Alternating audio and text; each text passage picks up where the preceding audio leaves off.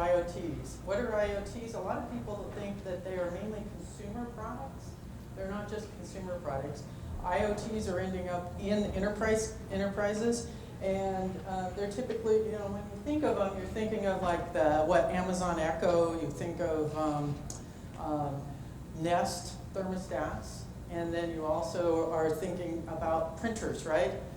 Because probably the most common IoT device that's on these networks and used by people are printers. And historically, these devices are typically left out of policies for manageability and security and monitoring stuff. So let's jump into this. I'm going to talk about the threat landscape. This is the fun part. This is the part I love. Okay, we know cybersecurity is a disruptive force. You look at some of the numbers that we've got. Worldwide cybercrime will be a $6 trillion problem by 2021. The 2016 data is like over 1,700 significant.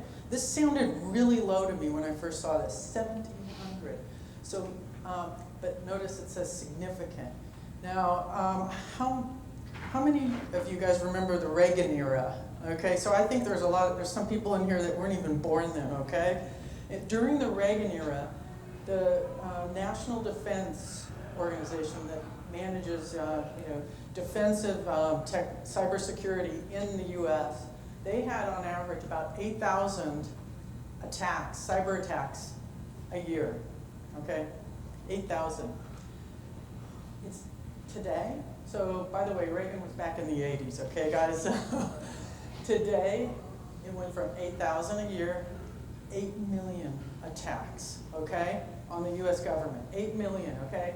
This just blew my mind when I heard this. So it is happening and it's not good. So we know that the adversaries are evolving, okay, and why and how. Their attack sophistication is increasing, not necessarily because the individual is becoming more sophisticated, but because the tools that these bad guys are developing, these hackers are developing, they're sold on the darknet. You can go on the darknet and buy these tools that are readily available for hacking into systems. You know, there's the Eternal Blue one, right? That happened on, I think that was back on Windows 7, Eternal Blue.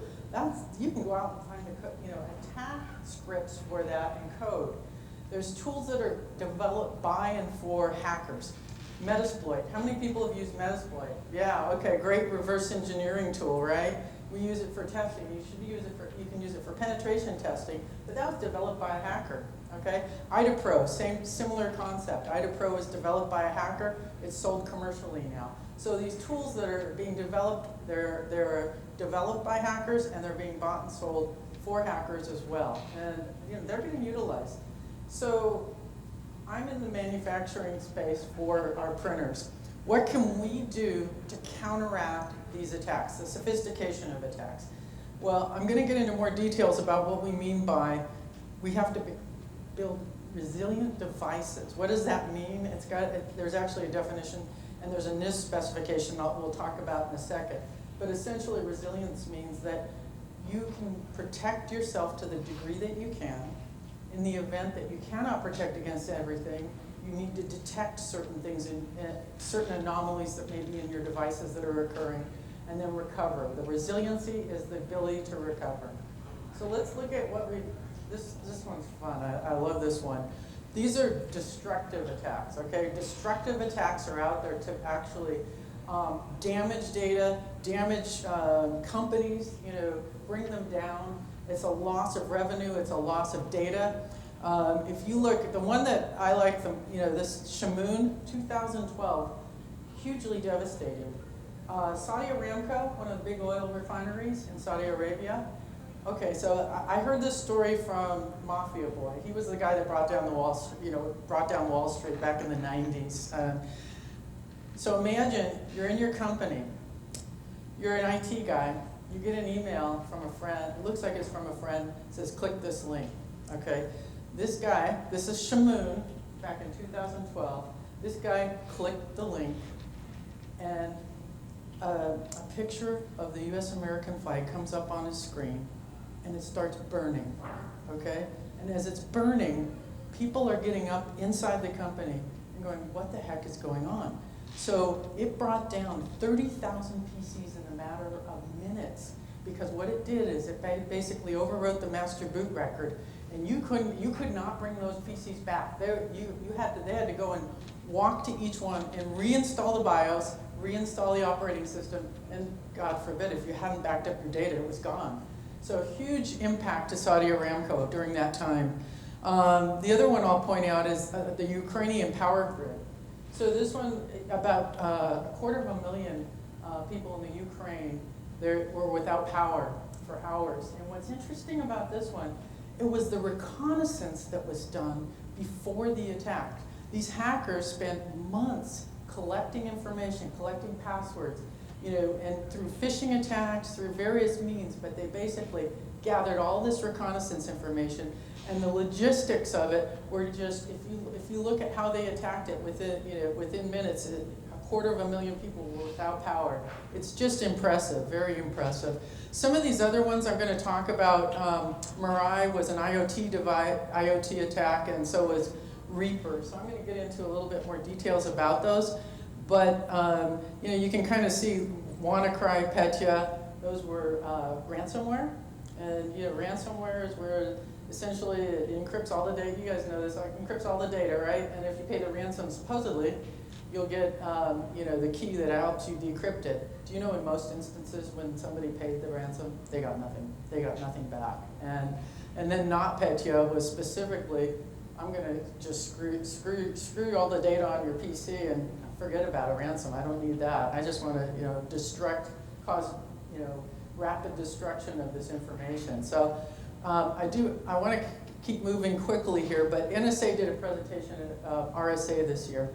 So basically, these statistics are kind of mind-boggling, right? So 93% of the 2017 incidents were preventable with best practices. What type of best practices are they talking about? Hardening endpoints, like setting passwords, closing ports, and hardening your network, okay? So 93% could have been prevented very easily. And then the 90% of cyber incidents are due to human error. They either inadvertently or purposefully do this.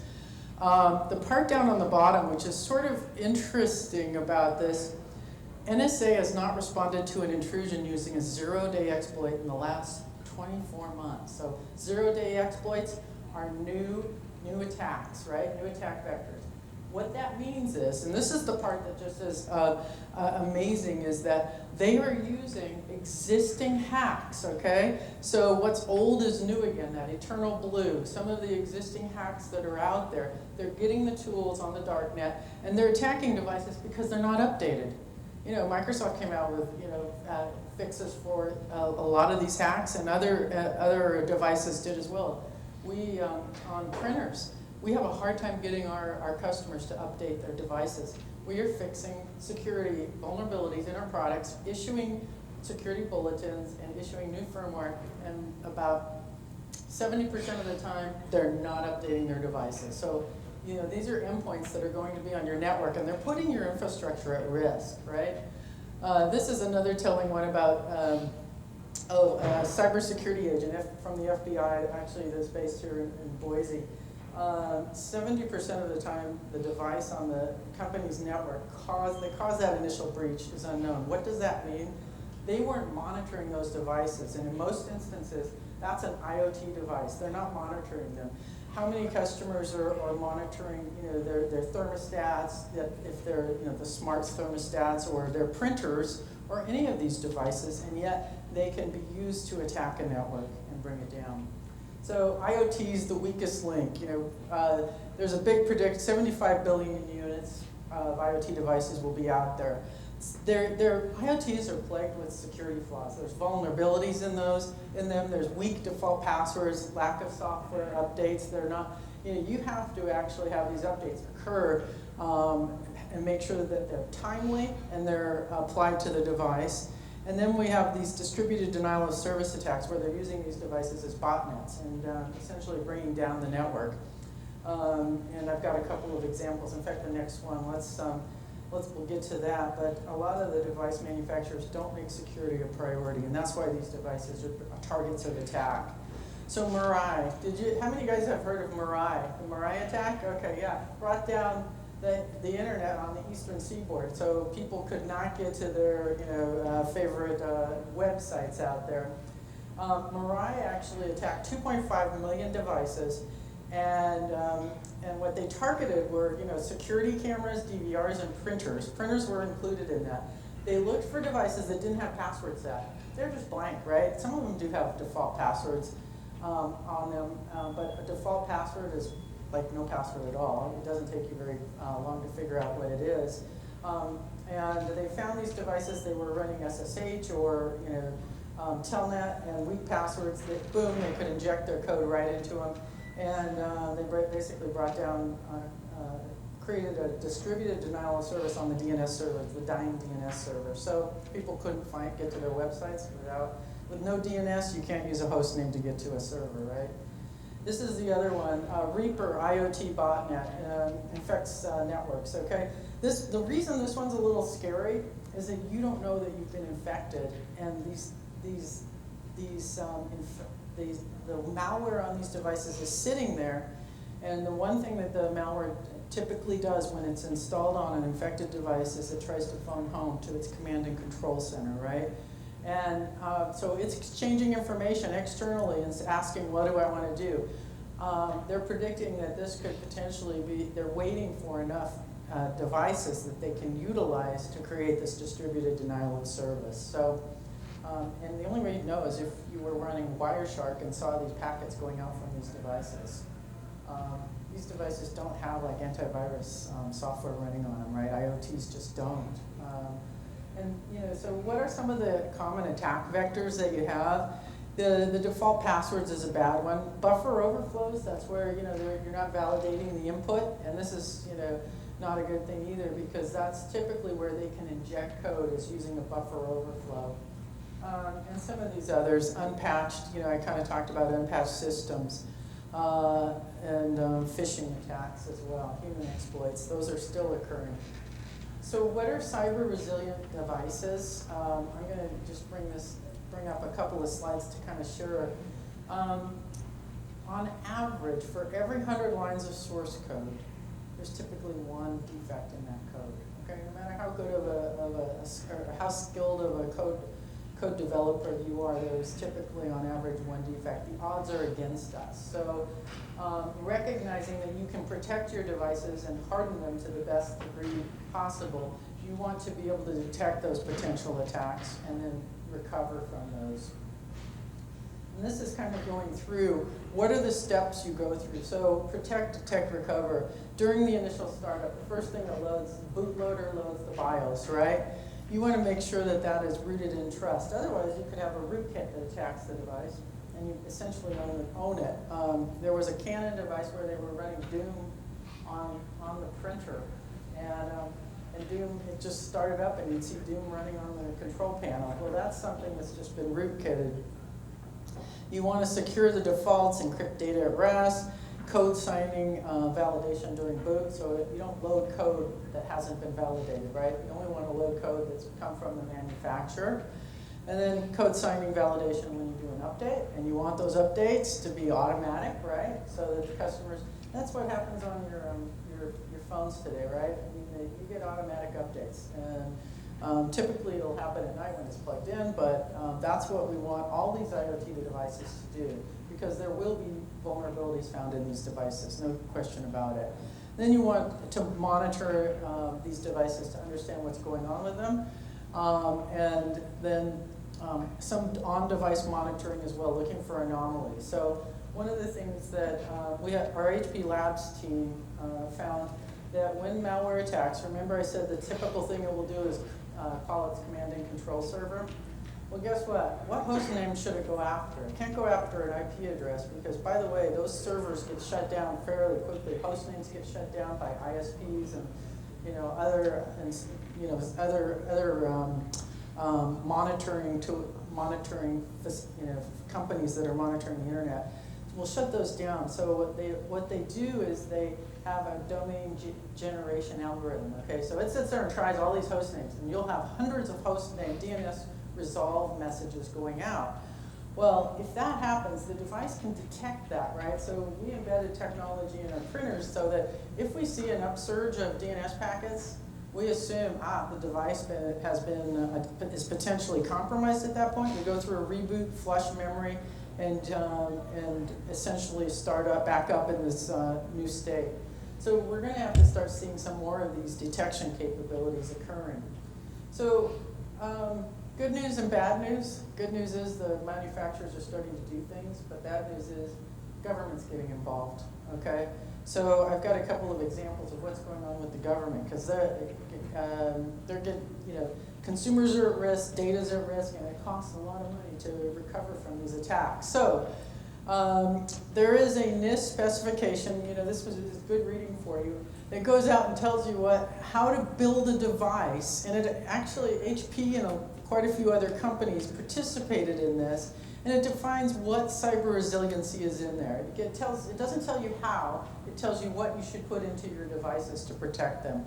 And I'm not going to go through too many details on this, but there's a whole list that you can go out. Roots of trust, ensure you can't rootkit the device, protecting the mutable code. There's just lots of things you can do, automatic recovery and things like that. The UK government just recently, in fact, came out and said, okay, we want to protect our consumers. We want to protect the consumers in the United Kingdom. So they basically have identified that poorly secured IoTs increase the security risks and large-scale attacks, right? They can use them as botnets. So right now they're encouraging manufacturers to secure IoTs. We signed on with another company, Centrica Hive. We signed on and said, this is important, we are going to do it. But here's the guidelines, right? No default passwords, we talked about that. That's a big risk. We implement a disclosure policy so that if someone finds an issue in your device, they can post that.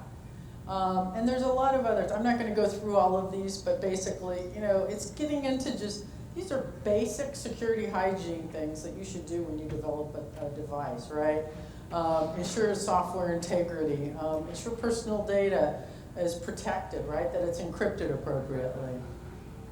So, and not to be outdone, the state of California came out with Senate Bill 327, okay? By 2020, network devices must have, and by the way, network devices is so broad, it's not just IoTs, it's any device that's shipped, must have password unique to each device, or force users to set their password. So this is, again, some of those attacks that occurred on IoT devices, basic things did not have passwords. So we are going to start seeing legislation coming into play requiring these types of things on our devices. And this is where we want to stay ahead of it. Now, what are some of the things that you can do from a security development best practices? So this is about trying to develop products from the beginning with security top of mind. Gartner came out, in 2016, Gartner came out and predicted that customers will demand that code is adequately secured, that it's developed with security best practices. And I can tell you in 2018, we have seen an increase in customers that are saying, I want to know what kind of security development best practices you have in your company. Because this is serious. So this is only going to increase. And so I've got a slide that just kind of highlights when we talk about the security development best practices, what are we talking about here, right? You need to ensure all your engineers are trained on this. You want to ensure that when you first start a project, you need to identify what is it you're trying to protect. Is it customer data? Is it your own intellectual property? What are you trying to protect in this? And then back in 1999, I was invited to Microsoft, and Microsoft had gone through a whole series of attacks on their Windows operating system.